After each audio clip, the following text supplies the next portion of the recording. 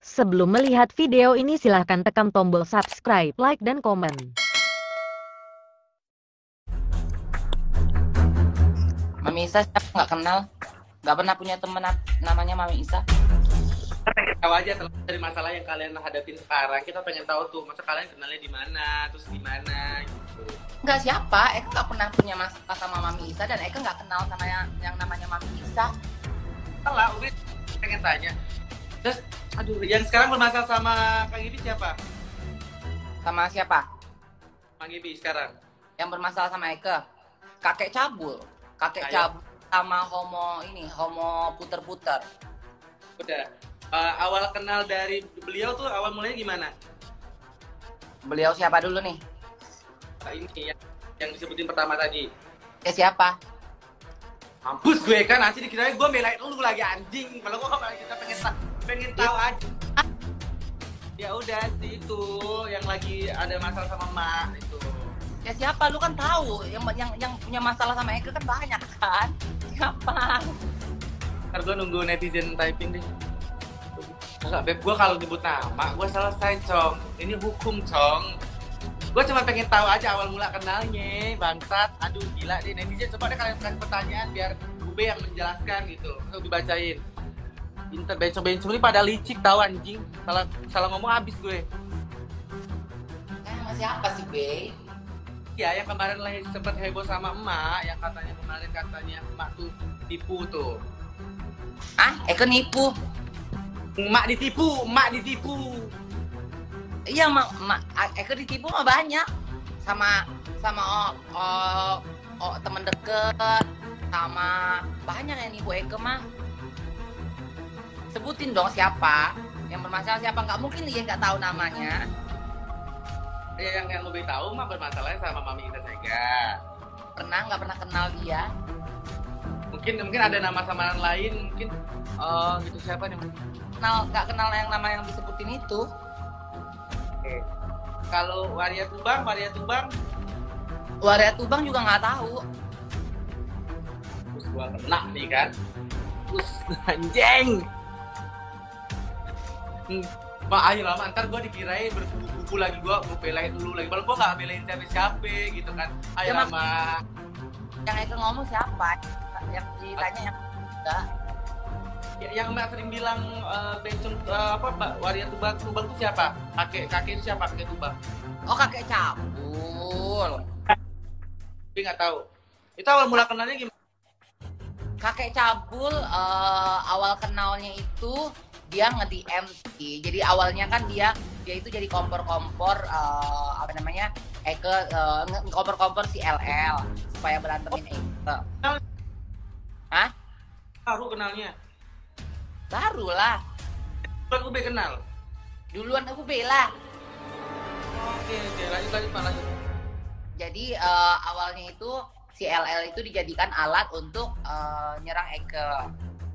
Dijadiin alat jadi nyerang Eka supaya apa namanya? Dia cuci tangan nih, tangan dia bersih. Kalau misalkan ada nanti suatu saat kalau misalkan entah LL Eka laporin ke Polela atau apa gitu kan, otomatis dia kan bersih tuh. Dia bersih kan di tangan, pasti kan LL otomatis yang kena gitu loh. Jadi LL jadiin alat. Akhirnya LL pergi dari dia nggak punya lagi apa namanya orang yang bisa naikin nama dia yang dijadiin robot, dijadiin alat juga. Jadi akhirnya dia nge-DM Eka, baik-baikin Eka, minta maaf, nge-DM Eka. Akhirnya udah, namanya Eka kan kalau misalkan orang minta maaf masa nggak dia maafin sih gitu kan. Ya udah akhirnya Eka minta maaf, Eka bilang ya udah, Eka juga minta maaf ya gitu kan, kalau misalkan memang ada salah. Ya udah, yuk ketemu yuk, dia bilang gitu. Ya udah ayo ketemu. Udah akhirnya ketemu sama Stasia pertama kali kita ke GI. Terus Tasya bilang, ih Kak seru nih kayaknya ya kalau misalkan ada Kak LL ya. Dia bilang kayak gitu, aku telepon ya, biar kita ajak bareng-bareng, biar kita udahlah nggak usah berantem kata Tasya, biar damai semuanya. Terus dia bilang enggak, katanya Eka nggak mau ya kalau misalkan ada LL. Dia bilang kalau misalkan ada LL katanya Eka pulang. Dia bilang kayak gitu, Eka nggak mau di sini, Eka nggak mau ngeliat muka dia. Udah tuh, karena kita kan nggak enak, kita udah bertiga di situ posisinya sama si kucingnya dia. Ada kucingnya dia baru banget dapat kucing itu tuh, baru dipelihara kucingnya gitu kan, baru dikasih umpan. Udah gitu udah tuh kita posisinya kita udah di situ bertiga, ya nggak mungkin kan dia mau ketemu LL kita paksain dia harus ketemu LL kan. Jadi ya udah mau nggak mau ya udah kita ngalah lah. Ini kita ngobrol-ngobrol di situ. Nah dari situ tuh dia mepet tuh langsung pas tiap udah pulang, ini katanya sayang banget ya katanya Eke baru kenal lagi sekarang, ternyata dia orangnya baik, nice banget, sopan, nah kayak gitu kan.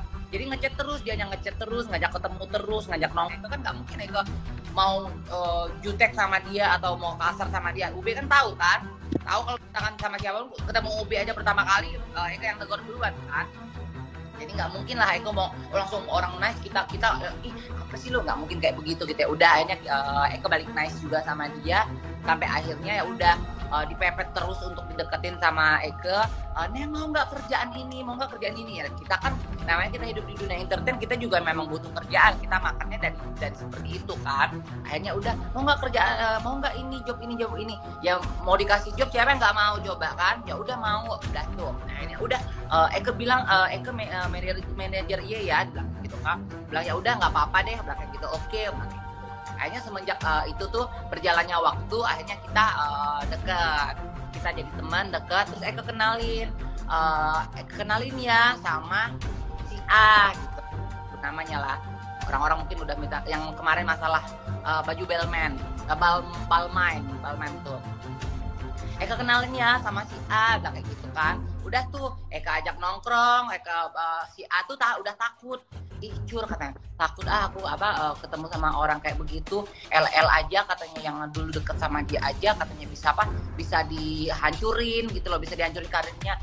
Janganlah deket-deket sama orang kayak begitu. Ya udah nggak apa-apa, ngumpul aja, kita pergi makan yuk ke GI. Pergilah kita makan tuh, ingat banget siapa aja ya, dia, si kakek, Stasia nenongnya belum sembuh tuh, ingat banget. Iya, Stasia belum sembuh nenongnya, baru abis OP. Stasia, Eke, kakek, Rara, si Om Cabul juga, terus sama si A.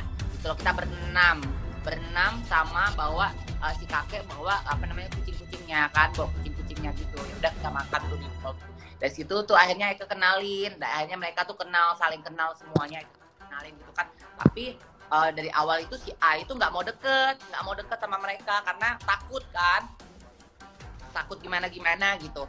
Akhirnya Eke ngeyakinin mereka kalau misalnya nggak kok, dia baik kok gitu. Jadi Eke tuh masih berusaha untuk meyakinkan kalau dia itu orang yang baik. Ternyata ya berjalannya dengan waktu, satu persatu kebusukan dia, kejahatan dia semuanya terlihat gitu loh. Mulai dari kasarnya dia, jadi kalau misalkan kayak si kucingnya salah kunci aja nih ya, masalah kunci. Jadi jelas-jelas kunci itu dia yang masukin ke dalam tasnya dia. Itu kalau misalkan kunci mana ada tuh dalam tas kakek gitu, kata kucingnya kan. Terus dia bilang nggak ada nih, padahal belum dicari sama dia, nggak ada nih. Langsung dimaki, anjing ya bangsat tuh, lu kan udah kopi dengan bacotnya dia yang kayak om-om, kayak kakek-kakek gitu kan.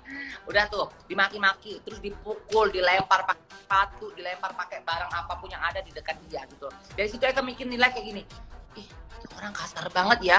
Segila-gilanya Eke tuh nggak pernah namanya mukul atau apalagi ngelempar orang yang di dekat Eke kalau misalkan emang permasalahannya konteksnya tuh hal sepele gitu loh. Beda sama misalkan Eke nggak munafik. Kalau mau marah jangan depan orang rame, berdua aja gitu. Kalau mau orang rame kan. Jadi seperti itu gitu loh. Jadi sama siapapun boleh tanya deh sama yang artisnya kan dulu kan banyak kan, akhirnya semuanya pada keluar. Jadi yang bertahan sekarang itu cuma si kucing.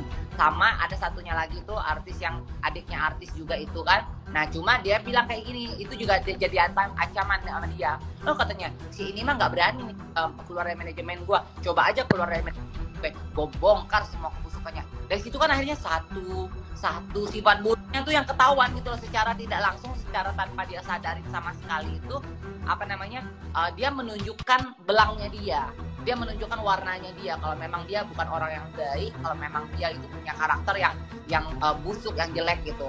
Sampai akhirnya poin demi poin itu terlihat gitu loh. Memang itulah Allah baik kan. Dilihatkan kebusukan dia, kejahatan dia semuanya. Oh begini, makanya dia tuh paling takut sama Eke. Kenapa? Eke tuh pegang kunci asnya semua.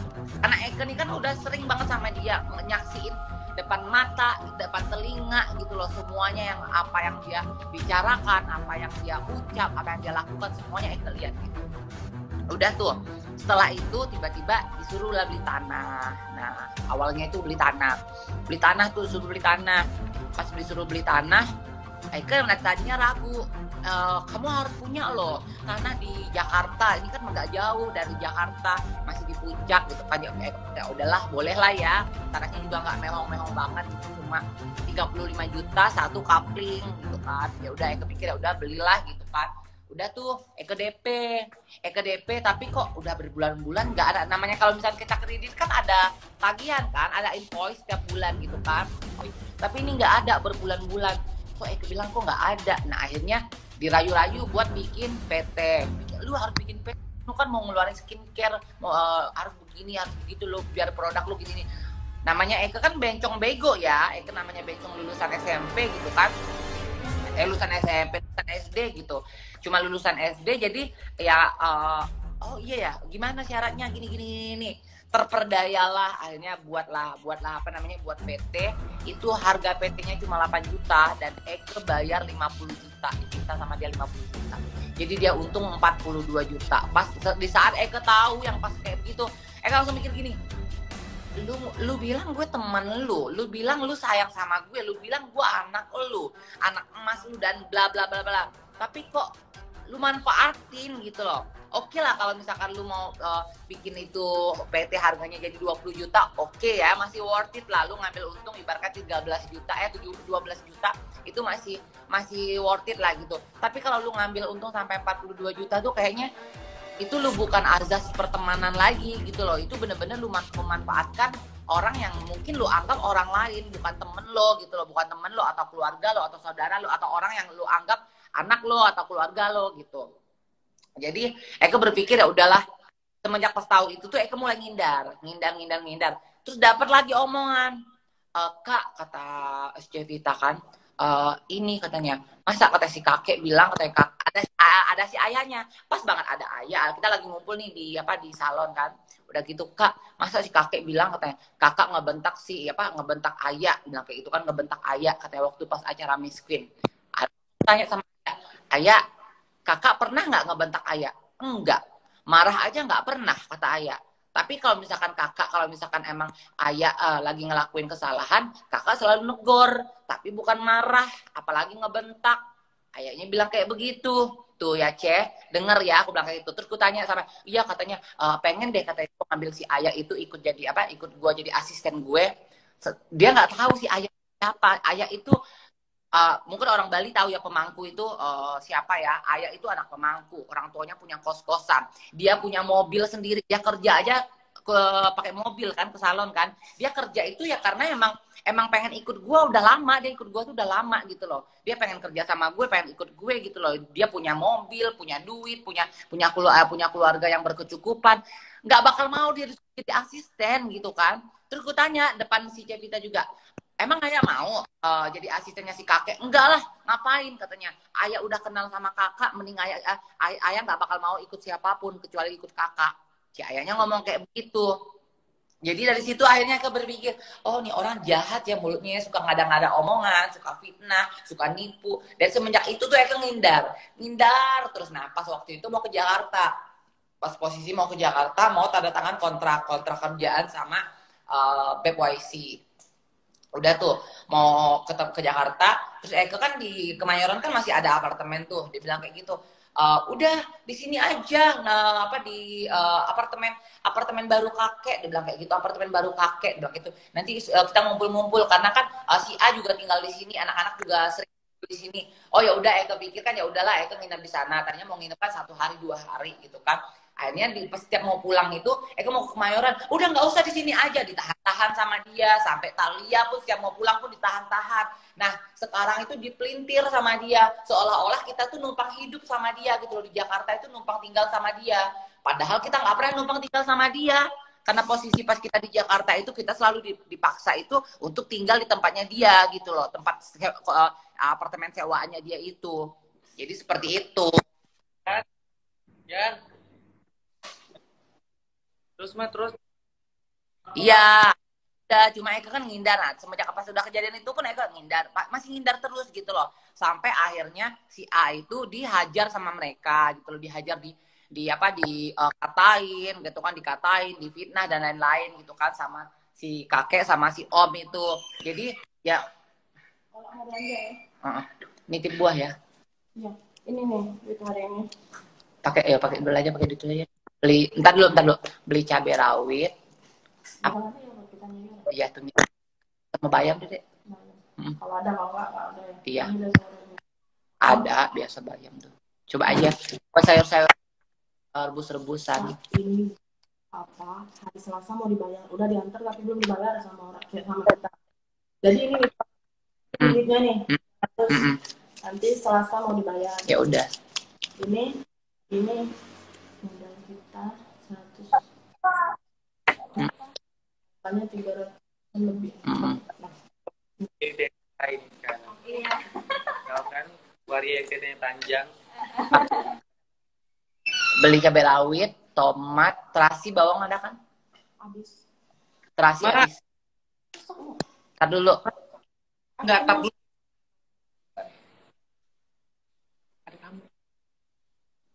Ya udah sana. Marah Eke tuh. Sawadika. Itu kau yang mau pasang itu mata.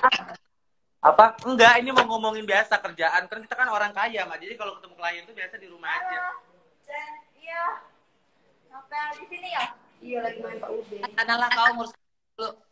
Ya udah aku ngerti dulu ya, Mama. Makasih ya, Ma. Nanti kalau ada kesempatan kerja apa cita-cita lagi tanggal 17 jangan lupa ya ramein yang di Bali Pesta Club. Males.